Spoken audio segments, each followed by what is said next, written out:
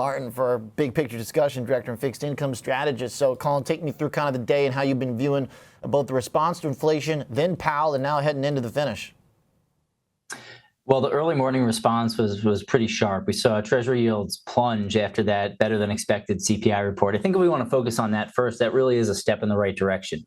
If we look at how that relates to the Fed projections that we got later in the day, if we just look at today's CPI report in and of itself, it was a very, very good report. The idea that we got basically better than expected or lower than expected readings on both headline and core for both month over month and year over year, that was really great news. And if we look at super core inflation, which is something that the Fed focuses on a lot, it actually declined for the month, albeit barely. But that's really, really good news on the Fed's fight to get inflation back to 2%. So we saw yields really plunge after that happened. 10-year Treasury yield got down to the 4.25% range. It was the largest one-day drop so far this year, based on expectations that could kind of shift the Fed's outlook a little bit. Now, if we then fast forward to where we were over the past few hours, you could say that the meeting was a little bit more hawkish, I think, than the markets were expecting as we saw yields rise a little bit. What everyone latched onto, I think, was the dot plot. And if you look at just the headline, you see the median projection suggesting just one cut this year. But I think it's a little bit more nuanced than that. If you look under the surface and see what the dispersion of those dots suggests, it was very close to two cuts. You saw 4 officials projecting no cuts this year, 7 projecting 1 cut, and 8 officials projecting 2. So there are still a number of officials out there, a little bit less than half, that are projecting 2 cuts. And we'll have to see how obviously the data progresses, but it's probably closer than that 1 cut median projection that headlines will grab. Okay.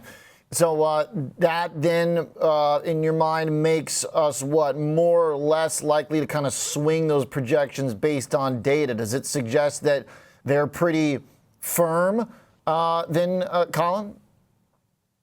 No, I think they'll fluctuate. We've seen that. I mean, just from March's projections to today's projections, we saw a relatively large change in the dots themselves. If you look at the actual economic projections, because I think that's what drives their Fed funds rate projections, how do they see the economy evolving?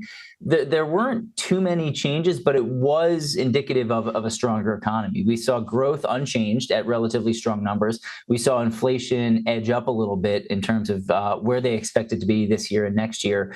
But I would expect that to change going forward. Powell highlighted the idea that they are taking a data-dependent approach. And as he suggested in the past, they want to see more good reports like what we saw this morning. I think that's key. So today doesn't necessarily change their view, but if we were to get 2, 3, 4 more reports like what we got today, even Sure. maybe a little bit weaker than what we got today, then we could probably still see 2 cuts this year. Okay. How does PPI in your mind weigh against CPI? I mean, now that Powell's kind of said, look, we need to see more, does that mean we could not, maybe we're not done yet this week with volatility in bonds?